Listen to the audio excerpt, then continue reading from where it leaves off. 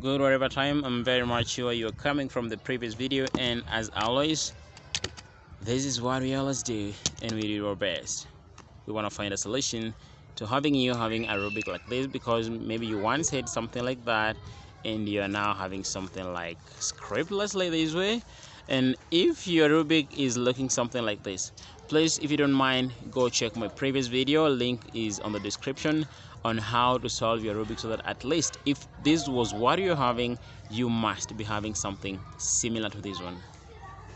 This wall layer solved, and this facing is also solved. So if you don't have anything like this one, you're having something like this one, go please check the previous video, so that in the previous video you can be able to learn what we do to do our best to make sure that our Rubik is solved. So this time round we're going to solve Rubik layer 2. As you've seen, the name is Vray solving Rubik layer 2.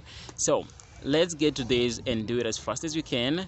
Previously we did the first layer, so we are doing the final layer. So let's try and see, how do we do this? How do we solve the second layer? Do we apply the same algorithms like we did through the first one, or something has to change here? Of course something will change, but our numbers will never change. Something is going to change, but the way we solve it is going to be still 1 2 3 4 1 2 3 4.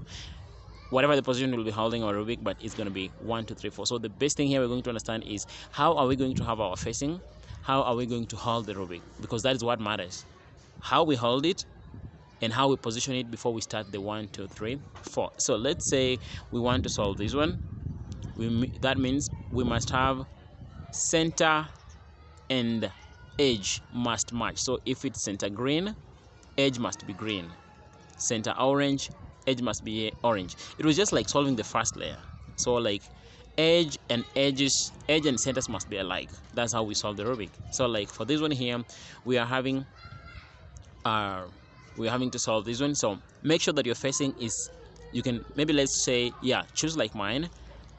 If you at all you have it, choose like mine. Can you hold your Rubik this way? Then try and see on your Rubik if you have any color here that is red. Let's just turn the top. You can go with 2 2 2. That is 4. I mean, you can go with 4 and 4 and 4 and 4 and 4 and 4 and 4.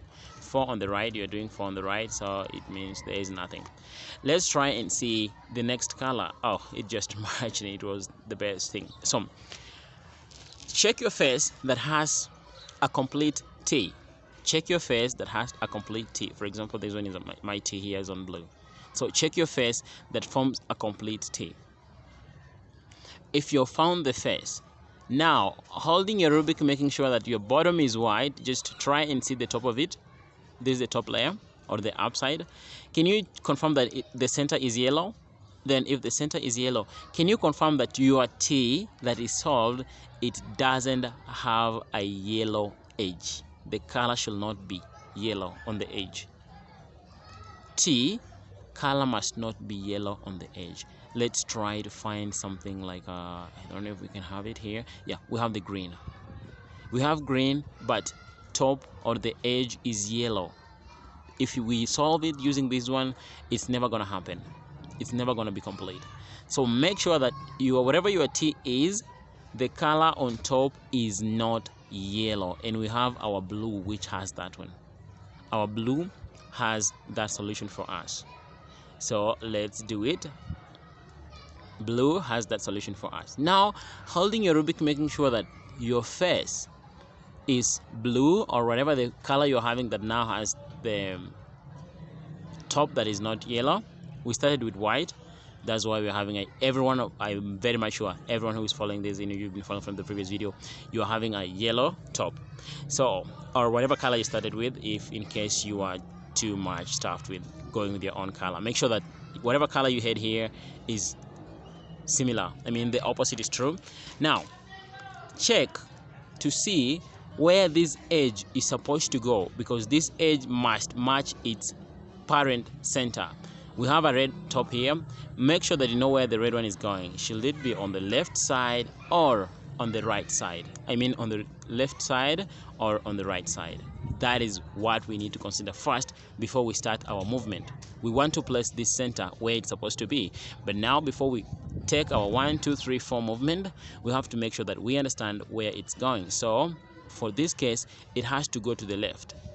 Now, how do we go to the left? That means we have to clear the way to the left so that we can go to the left side. So how do we clear the left side? Now, holding your Rubik in your position that your T is looking at you, the center, you know where it has to go, just move up using number 4 once on the right. 4.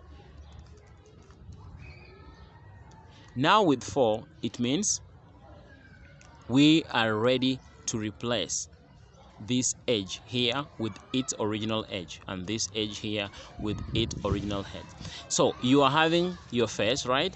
We moved this top, remember? We just moved it, number 4. The way you moved it, now turn the whole Rubik to the right. The whole Rubik to the right, so that the red center can face you. Have you seen that? Now just get back to see, like, if you check this closely, you'll realize that your red here is the one that is supposed to be here. Your red here is the one that is supposed to be here. Don't care about this color here for now. Just confirm that this color here is the one that was supposed to be here. Now get back to your blue facing. Now that you're in your blue facing, because you moved to the right and we were supposed to take it to the left, we perform a left movement, a logarithm 1, 2, 3, 4. We are going to do that logarithm twice. 1, 2, 3, 4. 1, 2, 3, 4. The first 1, 2, 3, 4 will be performed on the left. Then we will just shift once, then perform it on the right. So let's begin. I said we moved, remember we moved this way. If you've forgotten, just make sure it's moved to the right once. Because you moved to the right, it's why we are performing a left movement, because we want to make it on the left. So we do it 1, 2, 3, 4. Now we turn it once, as I said, to the right, then perform a right movement. The right movement just takes this back to where it belongs, takes white to where it belongs, because it's taken away. So we just do it again. 1, 2, 3, 4. We did that. And by doing that, you find that this piece here that we were replacing, obviously you can guess it was a blue side. So the blue side is now replaced well and correctly placed. Now we are going to do the same thing. Find any other center. As we can see, we have this one here. We are lucky, so just get this blue edge to its blue center. Make sure you're moving the two pieces, the two down one pieces, because you're moving the up piece. So you just turn it either 4 or 2, depending on the direction you want to move. So we have it here. Where is it supposed to be dumped? On the right. So we need to place this edge here on the right. So what do? We take it out of the way by taking it to the left. Then we perform right 1, 2, 3, 4. Then, since we have done our 1, 2, 3, 4 in the first place, we need to take white back to its original position. So we just get it on the left. Then we do 1, 2, then 3, 4. As you can see, every time we are being given possibilities of centers. So we have solved our orange center. It's complete. Now we have another one which has a blue, and I said if you want to move, you can either move 4 or you can move 2, depending with where you want to move. Just move only the top or move the bottom side. So here we go. We have to dump this on the left, so we have to bring it to the right first. That is, we go number 4. Then we move our left side 1, 2, 3, 4. We turn again to it. We want to move white back to its original position. 1, 2, 3, 4.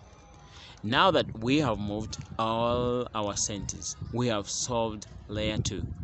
Layer 2 is now completely solved.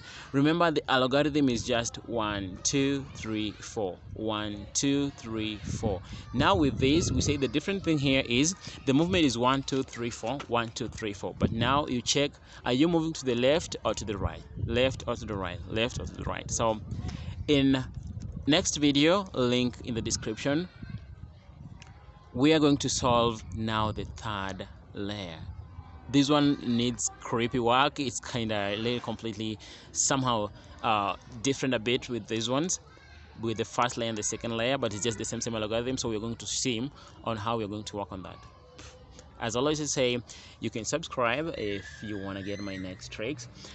Give a thumbs up or a thumbs down. Your comments too will be highly appreciated because I'll be passing through them one on one. If you want to search for the next solving the third layer, just search Vray making the yellow edges.